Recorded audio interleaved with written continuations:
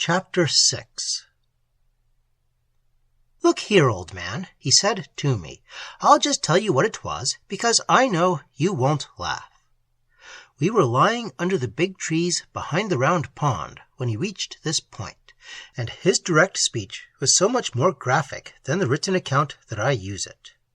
He was in one of his rare moments of confidence, excited, hat off, his shabby tie escaping from the shabbier grey waistcoat. One sock lay untidily over his boot, showing bare leg. Children's voices floated to us from the waterside, as though from very far away. The nursemaids and perambulators seemed tinged with unreality.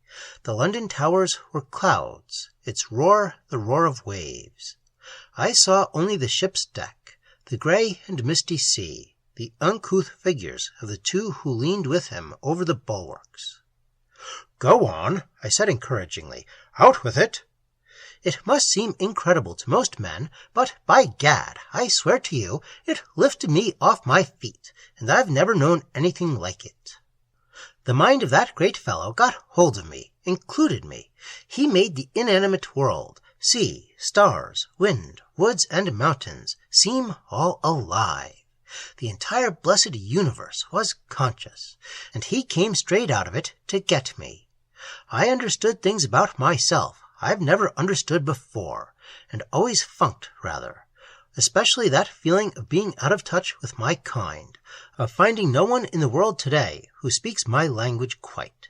That and the utter God-forsaken loneliness it makes me suffer. "You always have been a lonely beggar, really," I said, noting the hesitation that thus on the very threshold checked his enthusiasm, quenching the fire in those light blue eyes. "Tell me, I shall understand right enough, or try to." "God bless you," he answered, leaping to the sympathy. "I believe you will. There has always been this primitive, savage thing in me that keeps others away, puts them off, and so on. I've tried to smother it a bit sometimes." "Have you?" I laughed. "Tried to," I said, "because I've always been afraid of its getting out too much and busting my life all to pieces. Something lonely and untamed and sort of outcast from cities and money and all the thick, suffocating civilization of today. And I've only saved myself by getting off into wildernesses and free places where I could give it a breathing chance without running the risk of being locked up as a crazy man." He laughed as he said it, but his heart was in the words. "You know all that. Haven't I told you often enough?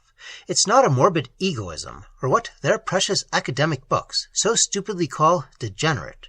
For in me, it's damned vital and terrific, and moves always to action. It's made me an alien, and... "Something far stronger than the call of the wild, isn't it?"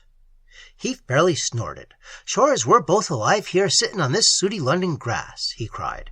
"This call of the wild they prate about is just the call a fellow hears to go on the bust when he's had too much town and's got bored.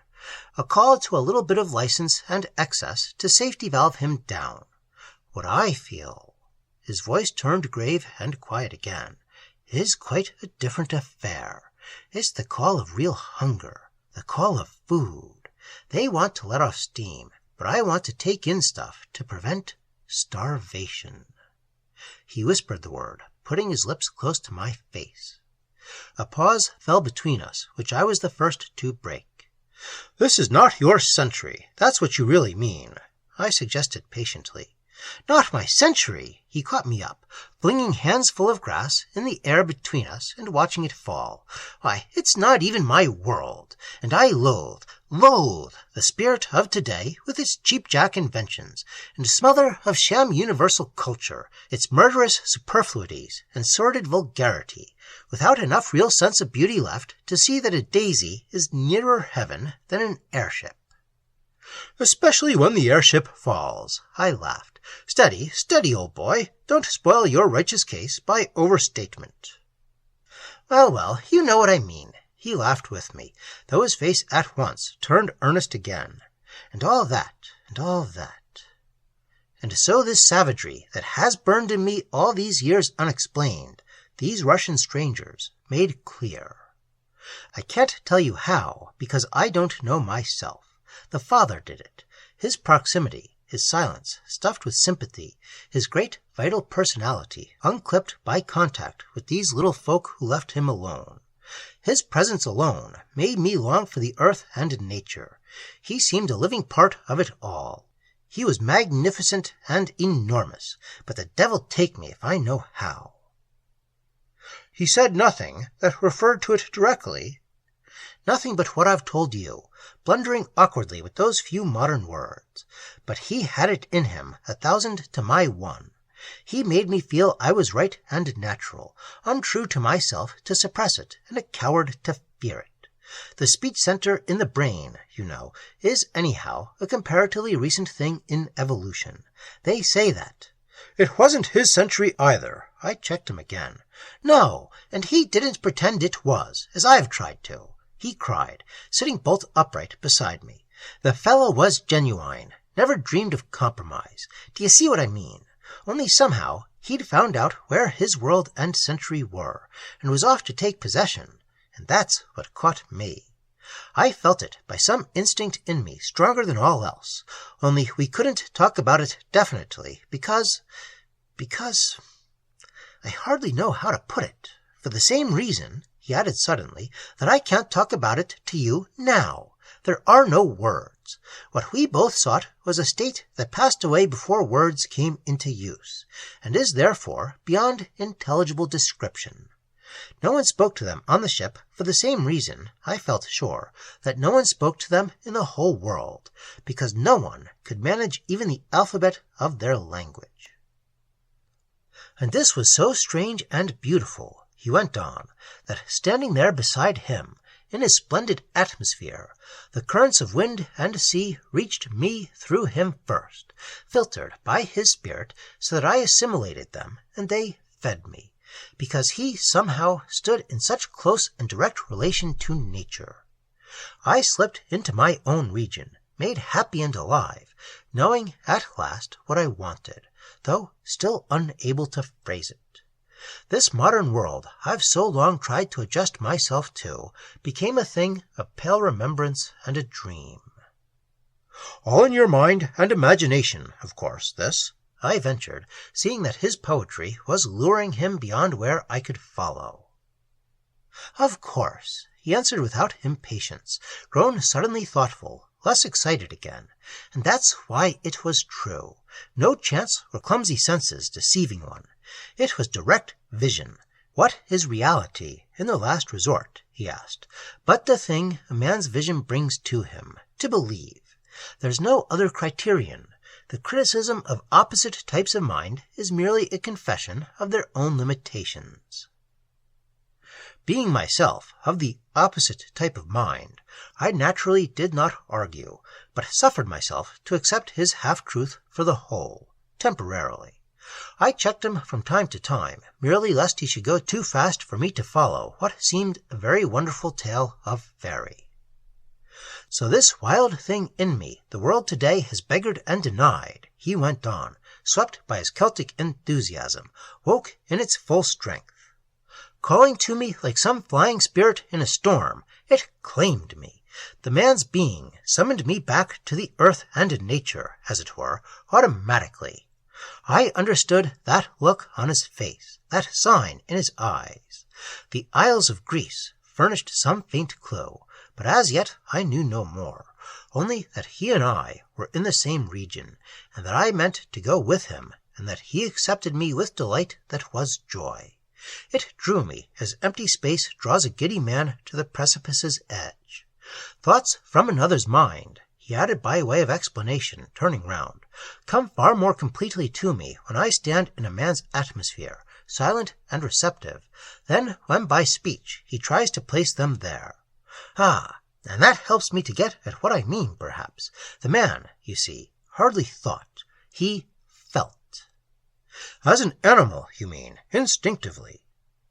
In a sense, yes, he replied after a momentary hesitation, like some very early, very primitive form of life. With the best will in the world, Terence, I don't quite follow you. I don't quite follow myself, he cried, because I'm trying to lead and follow at the same time. You know that idea. I came across it somewhere, that in ancient peoples the senses were much less specialized than they are now, that perception came to them in general, massive sensations rather than divided up neatly into 5 channels, that they felt all over, so to speak, and that all the senses, as in an overdose of hashish, become one single sense. The centralizing of perception in the brain is a recent thing, and it might equally well have occurred in any other nervous headquarters of the body, say the solar plexus, or perhaps never have been localized at all. In hysteria, patients have been known to read with the fingertips and smell with the heel. Touch is still all over. It's only the other 4 that have got fixed indefinite organs. There are systems of thought today that still would make the solar plexus the main center and not the brain. The word brain, you know, never once occurs in the ancient scriptures of the world. You will not find it in the Bible. The reins, the heart, and so forth were what men felt with then. They felt all over. Well, he concluded abruptly, I think this fellow was like that. Do you see now? I stared at him, greatly wondering. A nursemaid passed close by, balancing a child in a spring perambulator, saying in a foolish voice, Whoopsie up, whoopsie down, whoopsie there. O'Malley, in the full stream of his mood, waited impatiently till she had gone by. Then, rolling over on his side, he came closer, talking in a lowered tone. I think I never saw him so deeply stirred, nor understood, perhaps, so little of the extreme passion working in him. Yet it was incredible that he could have caught so much from mere interviews with a semi-articulate stranger, unless what he said was strictly true, and this Russian had positively touched latent fires in his soul by a kind of sympathetic magic. You know, he went on almost under his breath, every man who thinks for himself and feels vividly finds he lives in a world of his own, apart, and believes that one day he'll come across, either in a book or in a person, the priest who shall make it clear to him.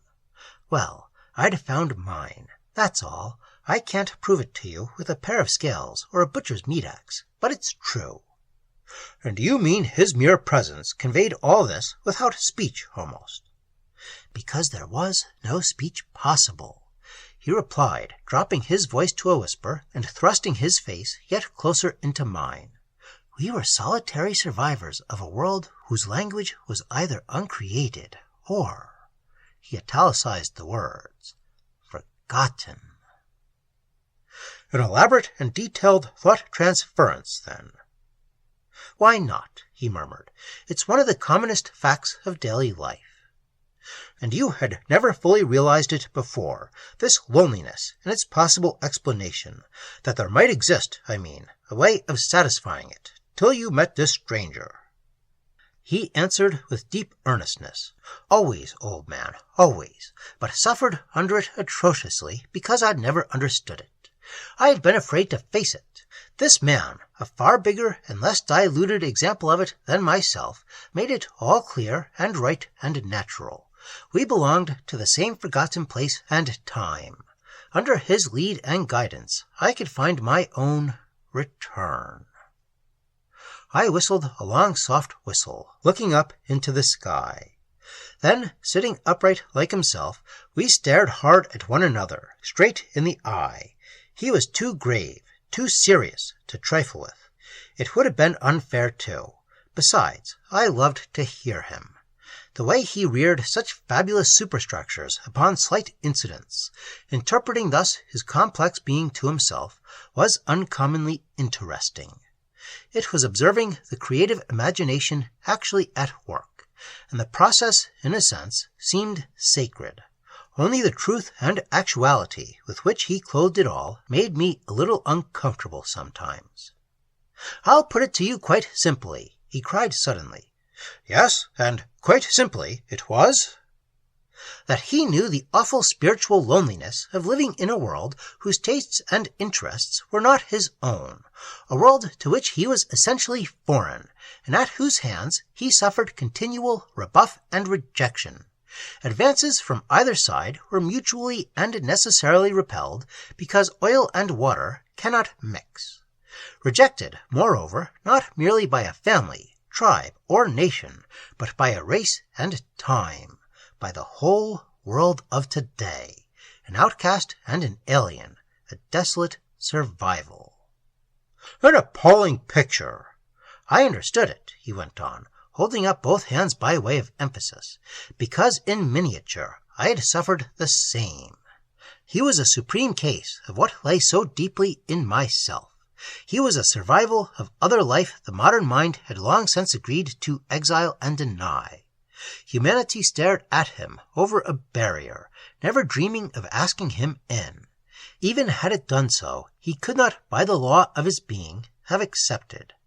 Outcast myself in some small way, I understood his terrible loneliness, a soul without a country, visible and external country, that is, a passion of tenderness and sympathy for him, and so also for myself, awoke. I saw him as chieftain of all the lonely, exiled souls of life. Breathless a moment, he lay on his back, staring at the summer clouds, those thoughts of wind that change and pass before their meanings can be quite seized. Similarly protean was the thought his phrases tried to clothe. The terror, pathos, sadness of this big idea he strove to express touched me deeply, yet never quite with the clarity of his own conviction. There are such souls, dépaysées and in exile, he said suddenly again, turning over on the grass. They do exist. They walk the earth today, here and there, in the bodies of ordinary men, and their loneliness is a loneliness that must be whispered. You formed any idea of what kind of survival? I asked gently, for the notion grew in me that, after all, these two would prove to be mere revolutionaries in escape, political refugees, or something quite ordinary. O'Malley buried his face in his hands for a moment without replying. Presently he looked up. I remember that a streak of London black ran from the corner of his mouth across the cheek. He pushed the hair back from his forehead, answering in a manner grown abruptly calm and dispassionate. Don't ye see what a foolish question that is? He said quietly, and how impossible to satisfy, inviting that leap of invention which can only be an imaginative lie. I can only tell you. And the breeze brought to us the voices of children from the round pond where they sailed their ships of equally wonderful adventure, that my own longing became this, to go with him, to know what he knew, to live where he lived, forever. And the alarm you said you felt. He hesitated. That, he added, was a kind of mistake. To go involved, I felt, an inner catastrophe that might be death, that it would be out of the body, I mean, or a going backwards. In reality, it was a going forwards, and away to life.